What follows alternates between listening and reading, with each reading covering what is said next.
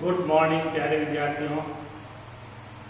NEET IIT की तैयारी करने वाले विद्यार्थियों के लिए खुशखबरी है कि संस्कार कैरियर पॉइंट आपके लिए नीट या आईआईटी की तैयारी में सहायता करने के लिए वीडियोज अपलोड करने जा रहा है। हम कुछ बेसिक टॉपिक्स के वीडियो आप तक भेज रहे हैं, इनसे आपको काफी फायदा मिलेगा। तो फिजिक्स में अपन आज पहला टॉपिक स्टार्ट करते हैं, मात्रक और विमा। ये जो वीडियो है मैं बाई लैंग्वेज में बनाऊंगा, यानी हिंदी और इंग्लिश दोनों मीडियम के विद्यार्थियों के लिए यूजफुल होगा। दोनों लैंग्वेज में मैं आपको काम करवाऊंगा, ठीक है। और इसका फीडबैक कमेंट्स बॉक्स में जरूर दें ताकि नेक्स्ट वीडियो में मैं उन चीजों को सुधार सकूं।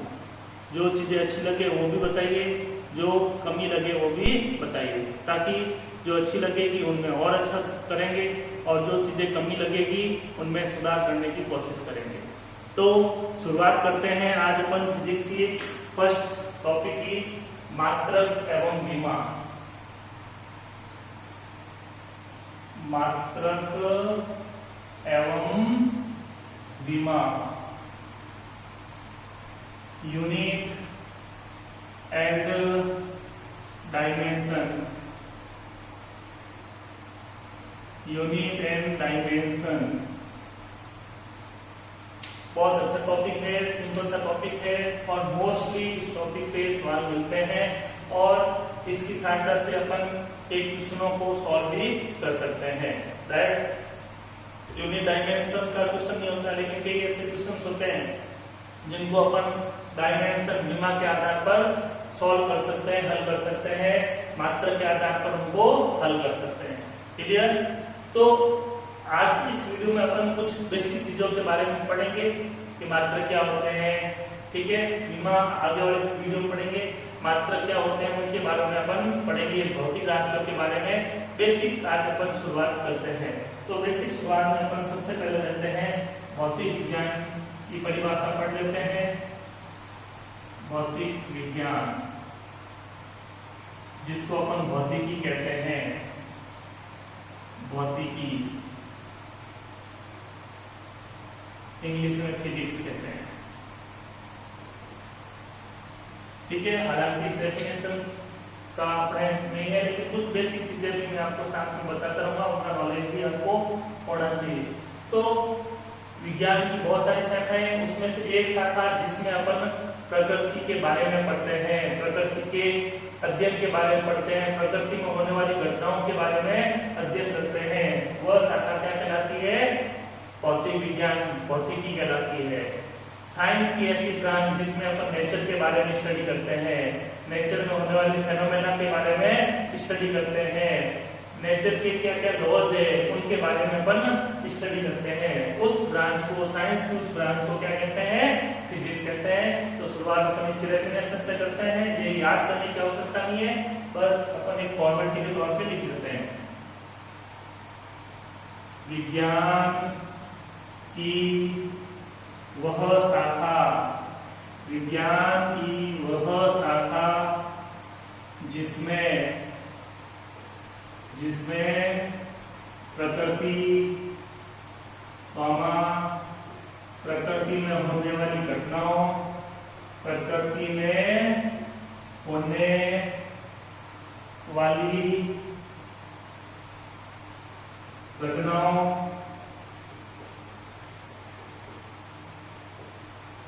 तथा प्रकृति के मूलभूत नियमों के बारे में अध्ययन किया जाता है, अध्ययन किया जाता है।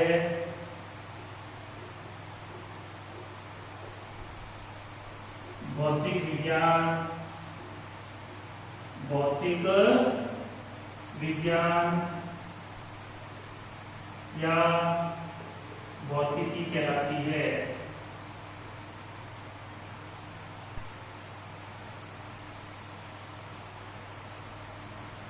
The branch of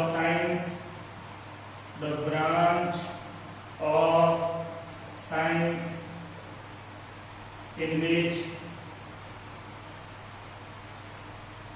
we study about nature.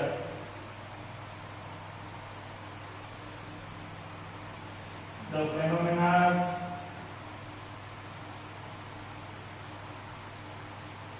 happens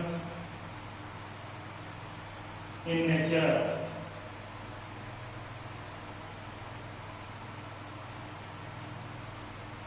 and the basic laws of physics, the basic laws of nature is called physics.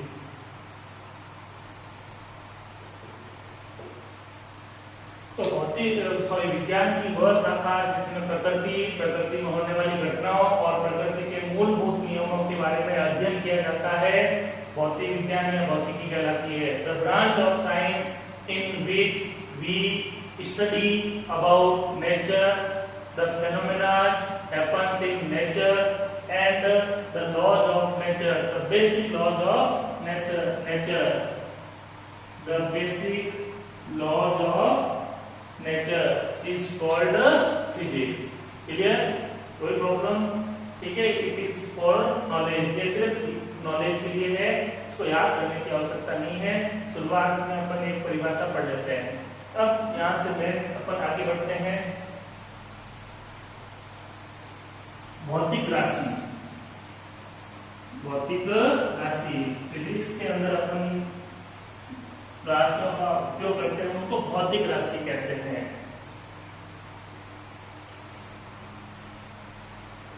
भौतिक राशि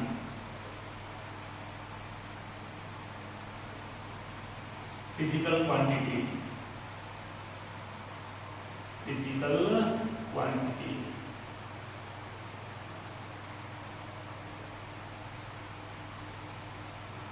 तो प्रकृति में ऐसी वस्तुएं, ऐसी राशियां जिनको अपन किसी उपकरण के द्वारा नाप सकते हैं या तोल सकते हैं, और जिनके द्वारा अपन भौतिकी के नियमों को व्यक्त कर सकते हैं, वो क्या कहलाती है? भौतिक राशियां। जिनको अपन नाप तोल नहीं सकते हैं, वो भौतिक राशियां नहीं होती है। अब आप कहोगे सर संसार में हर एक चीज को नापा जा सकता है, तोला जा सकता है, तो बहुत सारी ऐसी चीजें भी है जिनको अपन नाप तोल नहीं सकते, वो अभौतिक राशियां कहलाती है। क्या कहलाती है?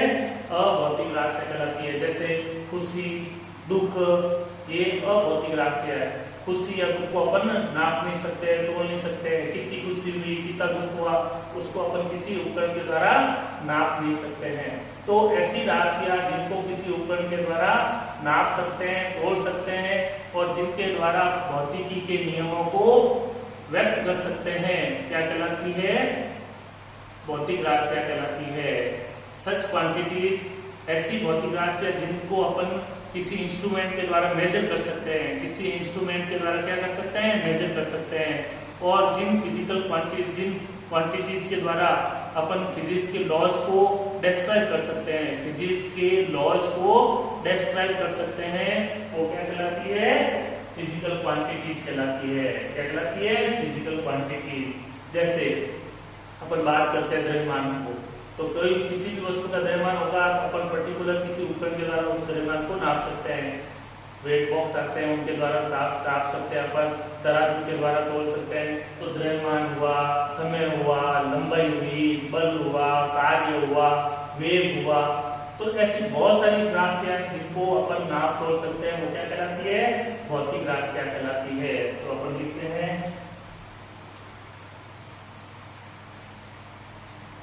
ऐसी राशियां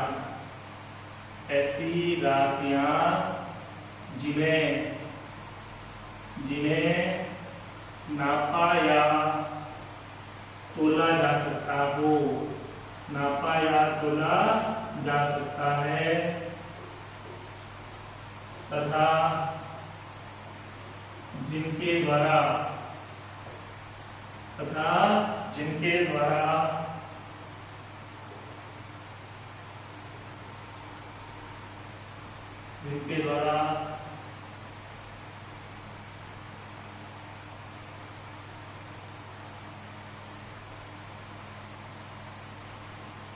भौतिक विज्ञान के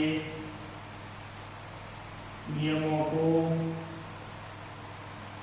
व्यक्त कर सकते हैं,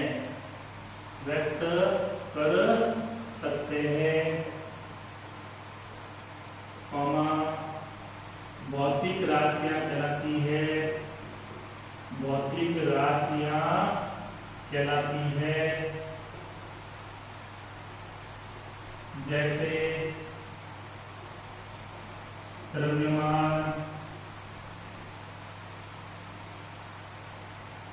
लंबाई, मान सकते हैं लंबाई को, लंबाई, समय, चाल, बल, कार्य आदि। Such quantities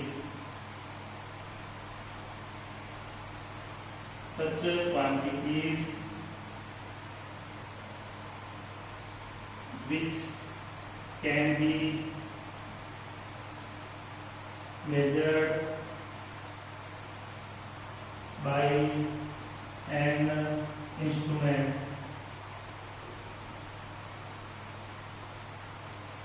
and by means of which we can describe the laws of physics.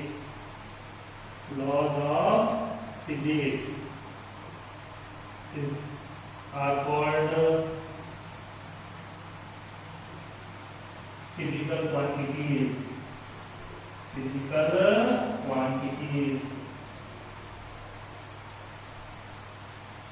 For example,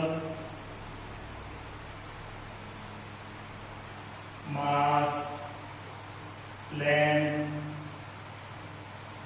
time, speed, force, work, etc. तो ऐसी राशियां जिन्हें किसी उपकरण के द्वारा नापा या तोला जा सकता है, ऐसी राशियां जिन्हें किसी उपकरण के द्वारा नापा या तोला जा सकता है तथा जिनके द्वारा भौतिक विज्ञान के नियमों को, भौतिकी के नियमों को व्यक्त कर सकते हैं, भौतिक राशियां कहलाती है। जैसे द्रव्यमान, लंबाई, समय, चाल, बल, कार्य, बहुत सारी इस चैप्टर में अपन भौतिक राशियां पढ़ेंगे आगे।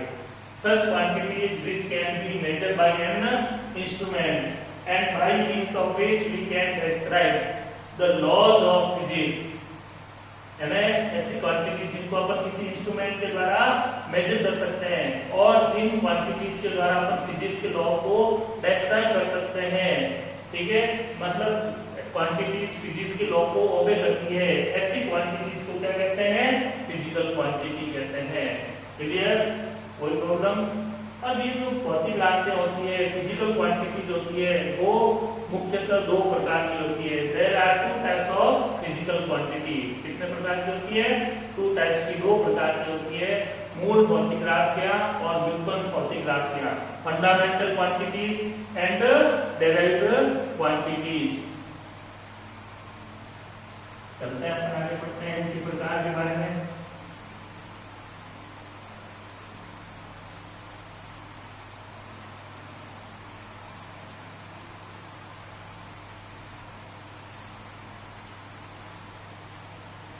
भौतिक राशियों के प्रकार, टाइप्स ऑफ फिजिकल क्वांटिटीज।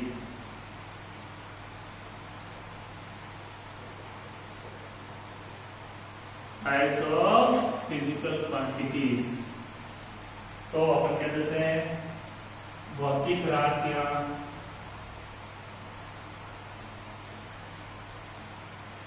दो प्रकार की होती है, दो प्रकार की होती है। There are two types of physical quantities. First लेते हैं मूल राशियां।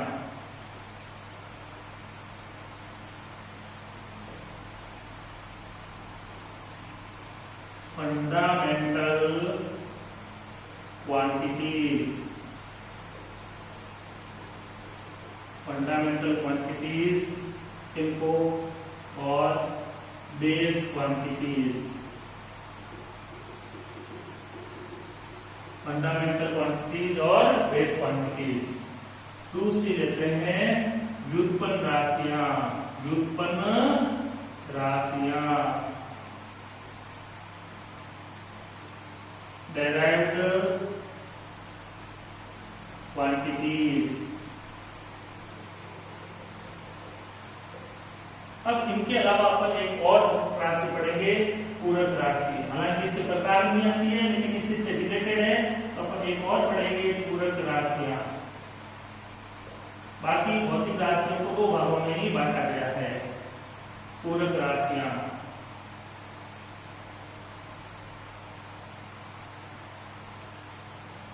supplementary quantities।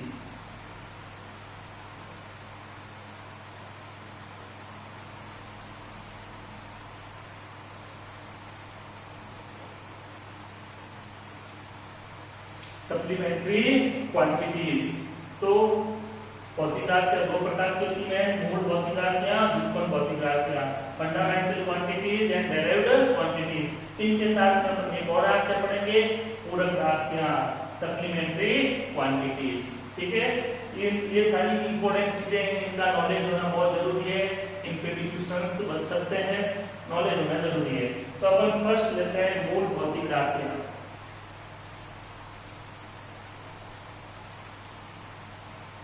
मूल भौतिक राशियां तो ऐसी राशियां, ऐसी भौतिक राशियां जिनका खुद का अस्तित्व होता है और जो किसी और पर निर्भर नहीं करती है, अन्य राशियों पर निर्भर नहीं करती है। ऐसी भौतिक राशियां जिनका खुद का स्वतंत्र अस्तित्व होता है और जो अन्य किसी भौतिक राशि पर निर्भर नहीं करती है, वो मूल राशियां कहलाती है। ऐसी क्वांटिटी जिनका खुद का एग्जिस्टेंस होता है, फ्रीली एग्जिस्टेंस होता है और जो दूसरी अदर क्वांटिटीज पर डिपेंड नहीं करती है, जो फिजिकल क्वांटिटीज अदर क्वांटिटीज पर डिपेंड नहीं करती है, उनको अपन फंडामेंटल क्वांटिटीज और बेस क्वांटिटीज कहेंगे। क्या कहेंगे? फंडामेंटल क्वांटिटीज और बेस क्वांटिटीज। तो शुरू में क्या हुआ था, जब मैकेनिक्स फिजिक्स के अंदर एक ही पोर्शन था मैकेनिक्स, तब तक तीन मूल राशियां मानी गई थी, थ्री फंडामेंटल क्वांटिटीज थी, द्रव्यमान, लंबाई और समय। ये तीन भौतिक राशियां ही मूल भौतिक राशियां थी। लेकिन जब फिजिक्स बढ़ गई, लंबी चौड़ी हो गई, तब इसके अंदर टोटल 7 मूल राशियां बढ़ेगी, 7 fundamental quantities. Total 7 fundamental quantities are in physics. अभी अपन देखेंगे द्रव्यमान, लंबाई, समय, ताप, विद्युत धारा, पदार्थ की मात्रा और प्रतिपन्न तीव्रता। 7 मूल राशियों के नाम याद रखिएगा। कितनी मूल राशियां हैं वर्तमान में भौतिकी में? 7 मूल राशियां हैं। तो डेफिनेशन लिख देते हैं, फिर इसके बाद में हम डिस्कस करते हैं। ऐसी भौतिक राशियां, ऐसी भौतिक राशियां जिनका स्वतंत्र अस्तित्व होता है, जिनका स्वतंत्र अस्तित्व होता है तथा जो अन्य भौतिक राशियों पर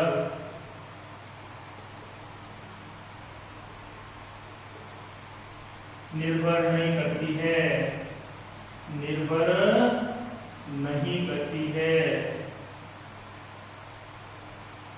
कॉमा मूल राशियां कहलाती है, मूल राशियां कहलाती है। तो ऐसी भौतिक राशियां जिनका स्वतंत्र अस्तित्व होता है तथा जो अन्य भौतिक राशियों पर निर्भर नहीं करती है, मूल राशियां कहलाती है। Such physical quantities which have free existence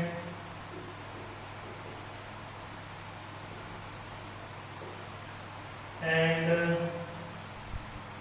which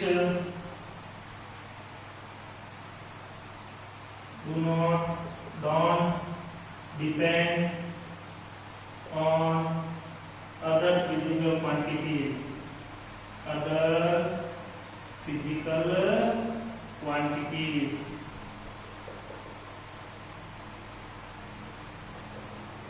are called base or fundamental quantities।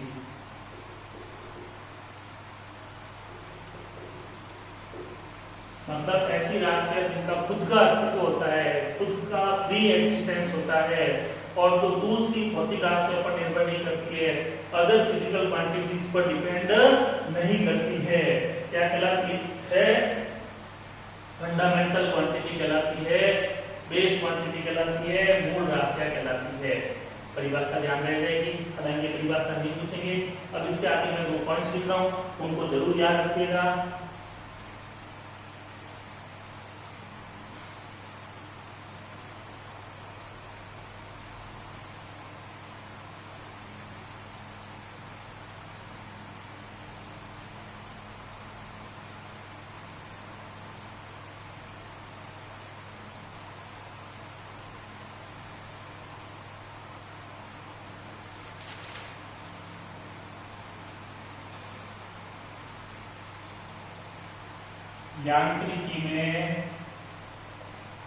यांत्रिकी में 3 मूल राशियां हैं।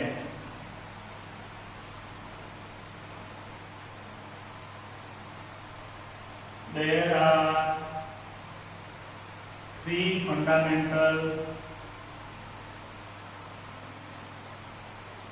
mental quantities in mechanics। First, द्रव्यमान, मास। नंबर 2, लंबाई, लेंथ। और थर्ड, समय, टाइम। तो यांत्रिकी ये भौतिक विज्ञान की ही एक शाखा है, शुरुआत में इसी का अस्तित्व था। तो इस यांत्रिकी में शुरू में 3 मूल राशियां मानी गई थी, द्रव्यमान, लंबाई और समय, mass, length and time. Mechanics branch के अंदर 3 फंडामेंटल क्वांटिटीज को एज्यूम किया गया था, मास, लेंथ एंड टाइम। क्लियर? अब वर्तमान समय में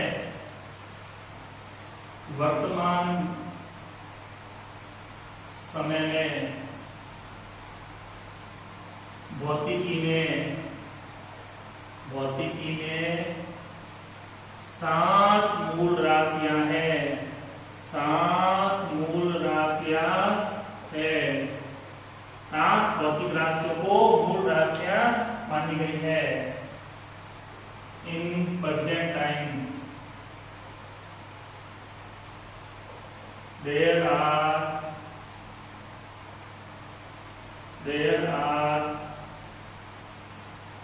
7 fundamental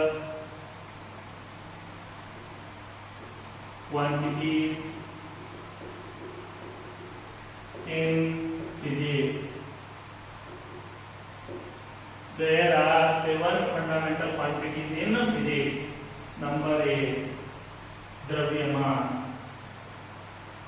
3 तो ये सेंट की मास, सेकंड लंबाई लेंथ, थर्ड समय टाइम, इनके अलावा 4 और भी, चौथी लेते हैं अपन ताप टेम्परेचर,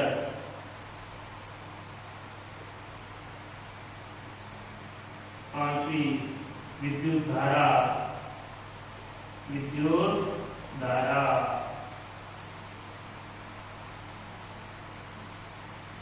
इलेक्ट्रिक करंट,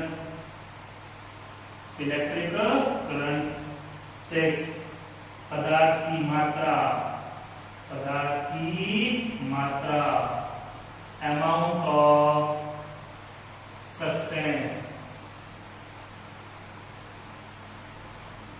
और लास्ट 7 प्रदीपन तीव्रता,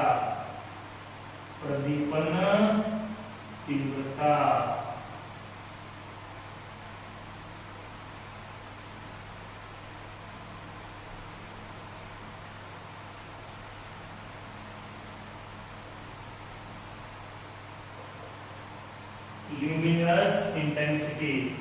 तो how many fundamental quantities are in physics? भौतिकी में कितनी मूल राशियां हैं?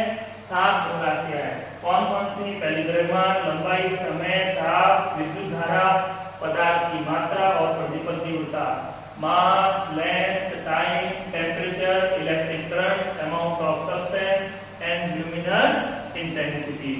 तो इनको याद रखिए, इनके नंबर याद रखिए, एक क्वेश्चन मिल सकता है कहीं पे भी। क्लियर? कोई समस्या? ठीक है, आगे बढ़ते हैं अपन व्युत्पन्न राशियों के बारे में।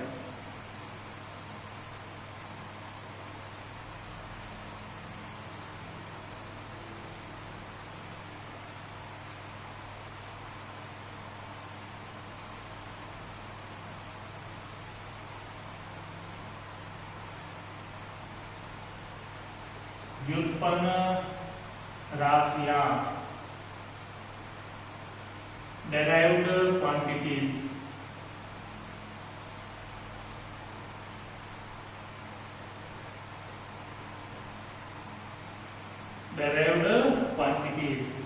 तो ऐसी भौतिक राशियां जिनका स्वतंत्र अस्तित्व नहीं होता है, जिनका खुद का अस्तित्व नहीं होता है, खुद का एग्जिस्टेंस नहीं होता है, जिन्हें मूल राशियों से व्युत्पन्न करते हैं, जिनको मूल राशियों की सहायता से क्या करते हैं? व्युत्पन्न करते हैं, जिनको अपन फंडामेंटल क्वांटिटीज से डेराइव करते हैं। मतलब जो मूल राशियों पर निर्भर करती है, जो फंडामेंटल क्वांटिटीज पर डिपेंड करती है, ऐसी राशियों को व्युत्पन्न राशियां कहते हैं। ऐसी क्वांटिटीज को डेराइव क्वांटिटीज कहेंगे, जिनका खुद का अस्तित्व नहीं होगा, फ्री एग्जिस्टेंस नहीं होगा, जिनको मूल राशियों से उत्पन्न करेंगे। मतलब फंडामेंटल क्वांटिटीज से डिराइव करते हैं, मतलब जो मूल राशियों पर निर्भर करती है, फंडामेंटल क्वांटिटीज पर डिपेंड करती है, ऐसी राशियों को व्युत्पन्न राशियां या डेराइव्ड क्वांटिटीज कहते हैं। लिखते हैं इसकी डेफिनेशन। ऐसी भौतिक राशियां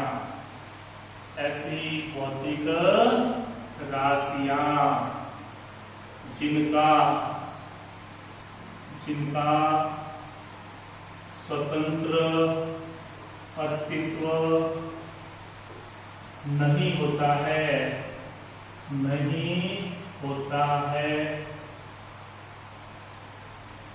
तथा जिनका स्वतंत्र अस्तित्व नहीं होता है तथा जिन्हें मूल राशियों से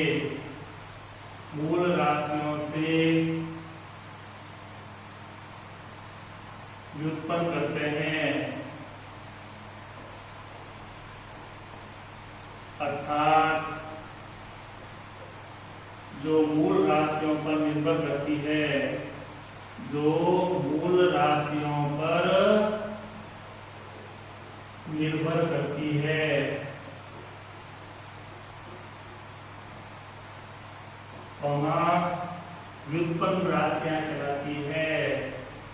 व्युत्पन्न राशियां कहलाती है।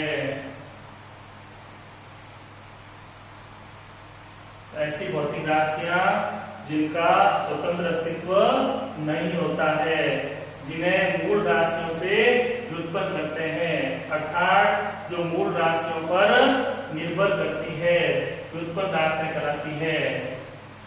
Such physical quantities, such physical quantities which have not free existence,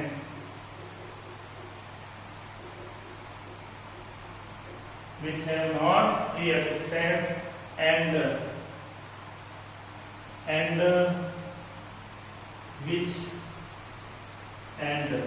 which can be described with help of physical quantity or fundamental quantity,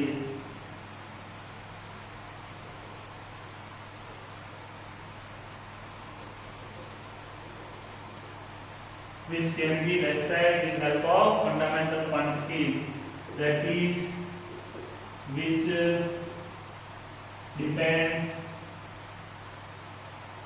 on fundamental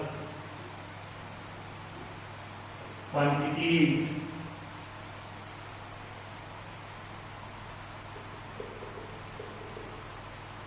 are called derived quantities। तो जिनका स्वतंत्र अस्तित्व नहीं होगा, फ्री एग्जिस्टेंस नहीं होगा, जिनको मूल राशियों से व्युत्पन्न करते हैं, अपन फंडामेंटल क्वांटिटीज से उनको डेराइव करते हैं,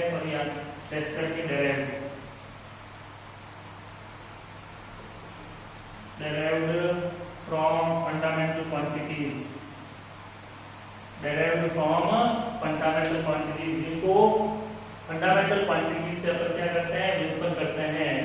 मतलब जो मूल राशियों पर quantities are called derived quantities. बहुत सारी डेराइव्ड क्वांटिटीज है, फॉर एग्जांपल लेते हैं, जैसे लेते हैं अपन क्षेत्रफल। क्षेत्रफल क्या होता है, लंबाई और चौड़ाई से मिलकर बना हुआ है, लंबाई इंटू चौड़ाई, ठीक है ना। एरिया लेंथ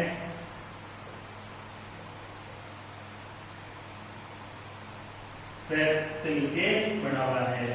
वेलोसिटी लेते हैं, वेग लेते हैं, वेग बराबर होता है विस्थापन बटा समय। तो दो राशियों से, विस्थापन यानी लंबाई और समय से बना हुआ है। वेलोसिटी डिस्प्लेसमेंट अपॉन टाइम, ठीक है ना। तो ये राशि जो होगी वो मूल राशियों की सहायता से उनको अपन व्युत्पन्न करते हैं, व्यक्त करते हैं, ठीक है ना। तो ऐसी राशि क्या कहलाती है, अपनी व्युत्पन्न राशि कहलाती है, डेराइव्ड क्वांटिटीज कहलाती है। बहुत सारी पढ़ेंगे, आयतन, त्वरण, बल, कार्य, ये सारी क्या होगी, व्युत्पन्न राशि होगी। यानी फिजिक्स के अंदर जो 7 मूल राशियां हैं उनको छोड़ दो, बाकी जितनी भी राशियां हैं वो सारी की सारी क्या है, डेराइव्ड क्वांटिटीज है। फंडामेंटल क्वांटिटीज को छोड़कर बाकी जितनी भी क्वांटिटीज है वो सारी क्या है, डेराइव्ड क्वांटिटीज है। क्लियर? तो समझ में आ गया होगा, डेराइव्ड क्वांटिटीज व्युत्पन्न राशियां। 30 लेते हैं अपन, पूरक राशियां भी पढ़ लेते हैं साथ में। और ये व्युत्पन्न राशियों के बारे में इस चैप्टर में आगे अपन पढ़ेंगे। डायमेंशन के बारे में बहुत ज्यादा अपन राशियों को पढ़ेंगे, उनकी विमाएं लिखेंगे, मात्रक लिखेंगे, ठीक है ना। अभी सिर्फ अपन इसकी डेफिनेशन अपन देखेंगे, परिभाषा देखेंगे। नेक्स्ट देखते हैं अपन पूरक राशियां। पूरक राशियां सप्लीमेंट्री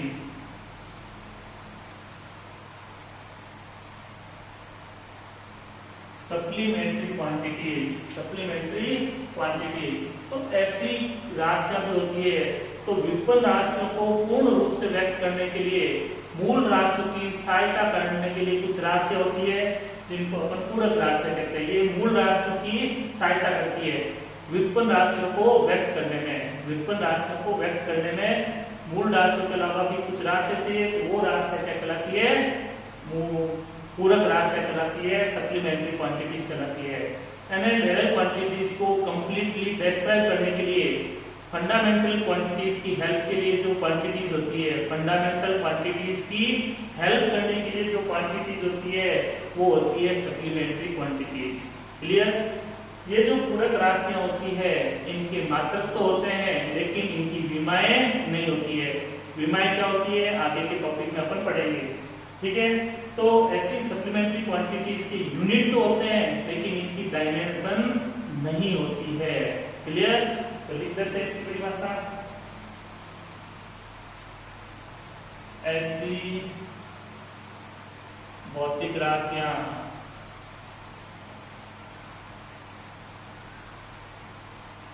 जो व्युत्पन्न राशियों को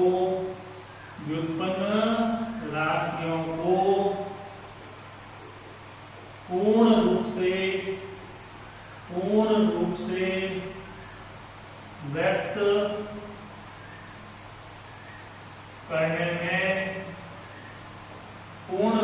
व्यक्त करने में मूल राशियों की सहायता करती है पूरक राशियां कहलाती है। पूरक राशियां कहलाती है। क्या कहलाती है? पूरक राशियां कहलाती है। एक लाइन लिख देते हैं, फिर इंग्लिश में लिखते हैं। पूरक राशियों के मात्रक तो होते हैं परंतु इनकी विमा नहीं होती है।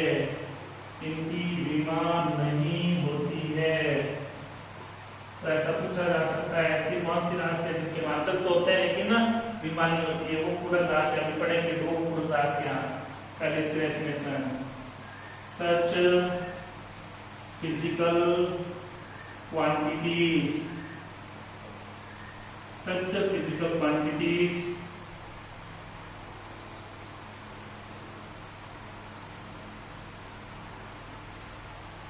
which help fundamental quantities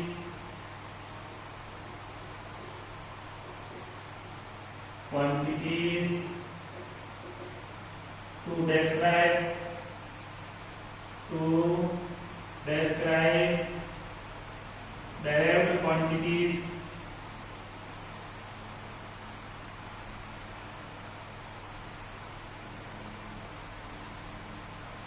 completely are called supplementary quantities.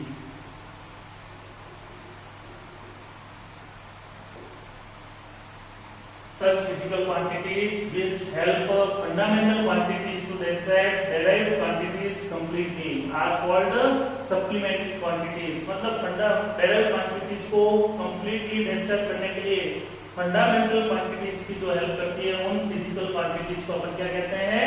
Supplementary quantities कहते हैं।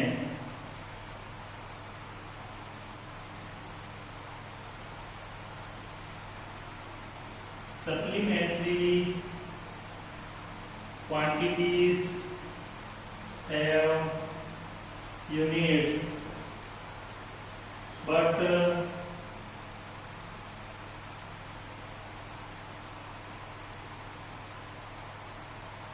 these have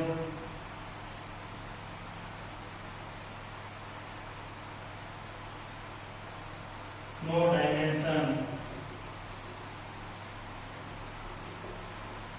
means these quantities are dimensionless. These quantities are dimensionless. ये विमाहीन राशियां होती है। क्या होती है? विमाहीन राशियां होती है। याद रखिएगा, डेफिनेशन समझना भी, नॉलेज में रह जाएगी। ठीक है, तो आगे बढ़ते हैं, अपन इसके प्रकार करते हैं।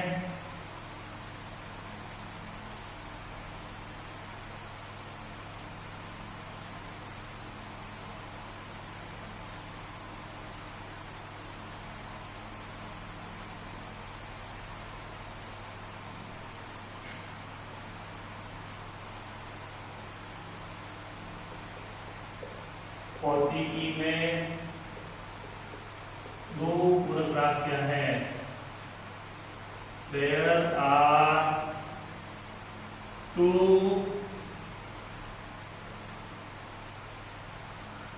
supplementary quantities in physics. First, तलीय कोण, प्लेन एंगल।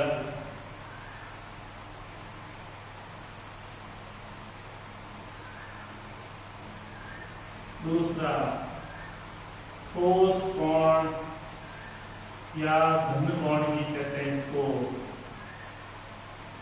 इंग्लिश में कहते हैं सॉलिड एंगल। सॉलिड एंगल, तलीय कोण, प्लेन एंगल, ठोस कोण, घन कोण, सॉलिड एंगल। क्लियर? कोई समस्या इसमें? अब इन दोनों की भी परिभाषा पढ़ लेते हैं, कहीं काम आएगी। पहले लेते हैं अपन वापस तलीय कोण, प्लेन एंगल। तो देखो बेटा, दो लाइनों के बीच में कोई भी दो लाइनें कहीं पे भी ले लो, दो सरल रेखाएं, जैसे मैंने रेखा ली L1, ये रेखा ली L2, इनके बीच में जो कोण बनेगा, ये जो कोण बनेगा, ये कोण कहलाता है तलीय कोण कहलाता है। दो सरल रेखाओं के बीच में बनने वाले कोण को तलीय कोण कहते हैं। दो सरल रेखाएं हमेशा एक तल में ही होती है, कहीं पे दो रेखाएं होंगे तो एक तल में मिलेंगे, उसके बीच बनने वाले कोण को क्या कहते हैं? तलीय कोण कहते हैं। एक तल में बनने वाले कोण को तलीय कोण। तो सिंपल सी परिभाषा, दो सरल रेखाओं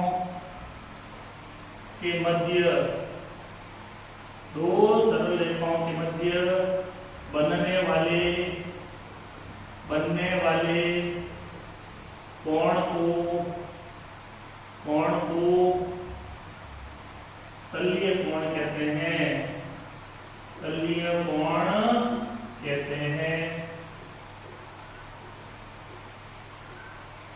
दो सरल रेखाओं के मध्य बनने वाले कोण को क्या कहते हैं? तलीय कोण कहते हैं।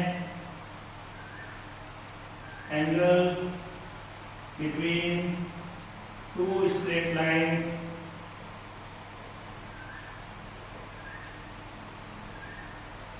are called plane angle. Clear? कोई समस्या इसमें? दो सरल रेखाओं के मध्य बनने वाले कोण को तलीय कोण कहते हैं। सेकंड लेते हैं अपन ठोस कोण, घन कोण भी कह सकते हैं अपन इसको, सॉलिड एंगल।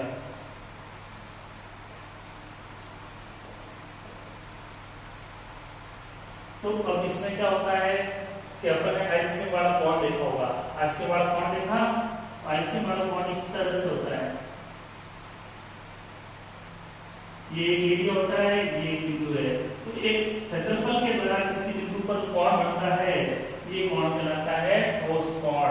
किसी निश्चित क्षेत्रफल द्वारा, किसी क्षेत्रफल द्वारा एक निश्चित बिंदु पर बनाए गए कोण को अपन क्या कहते हैं? ठोस कोण कहते हैं। Angle subtended by an area on a particular point is called solid angle.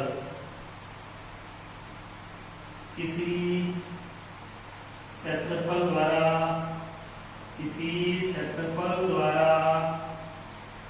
एक निश्चित बिंदु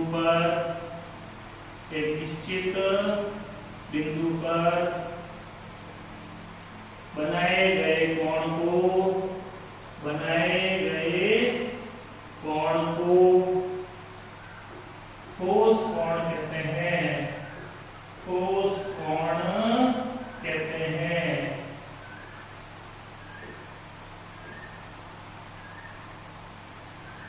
किसी क्षेत्रफल द्वारा एक निश्चित बिंदु पर बनाए गए कोण को ठोस कोण कहते हैं। Angle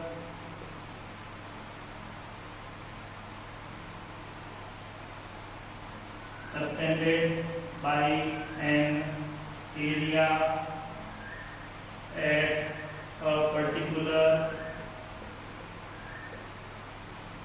point is called solid angle। तो किसी क्षेत्रफल द्वारा एक निश्चित बिंदु पर बनाए गए कोण को ठोस कोण कहते हैं। आइसक्रीम वाला कोण ले लो, सबसे बढ़िया एग्जांपल ये एक एरिया हो गया, उस एरिया के द्वारा इस पॉइंट पे बना गया कोण, ये कहलाता है ठोस कोण, घन कोण। Angle subtended by an area at a particular point is called solid angle. तो आज अपन ने भौतिक राशि क्या होती है उसके बारे में नॉलेज पढ़ा। हालांकि इसमें चांसेस कम होते हैं कुछ समझने के, लेकिन अपन ऐसी कई चीजें होगी जिनको डिटेल में तो नहीं पढ़ेंगे, लेकिन कुछ उसको रफली पढ़ेंगे ताकि अपने फिजिक्स में कहीं पे भी कोई भी चीज छूटनी नहीं चाहिए, कोई भी टॉपिक अपना छूटना नहीं चाहिए। तो ऐसे टॉपिक्स को कवर करते हुए अपन आगे बढ़ेंगे। तो आज फर्स्ट क्लास में अपन ने भौतिक राशियों के बारे में पढ़ा। उम्मीद करता हूँ सारी चीजें अच्छे से समझ में आई होगी। कुछ भी कमी लगी हो आप कमेंट बॉक्स में लिखिए। आगे के वीडियोज में मैं उनमें सुधार करने की कोशिश करूंगा, इंप्रूव करने की कोशिश करूंगा। समय की कमी होने की वजह से बाई लैंग्वेज के वीडियो साथ में बना रहा हूं मैं, इंग्लिश मीडियम और हिंदी मीडियम के लिए साथ में बना रहा हूं, ताकि दोनों मीडियम के बच्चों का मेरी तरफ से जितना हो सके कुछ हेल्प मिल जाए। ठीक है, तो कंटिन्यू इनको वीडियोस को देखिए, ठीक है, और इनका यूज कीजिए। इससे जितना भी आप बेनिफिट उठा सकते हैं उठाइए। Thank you, good day.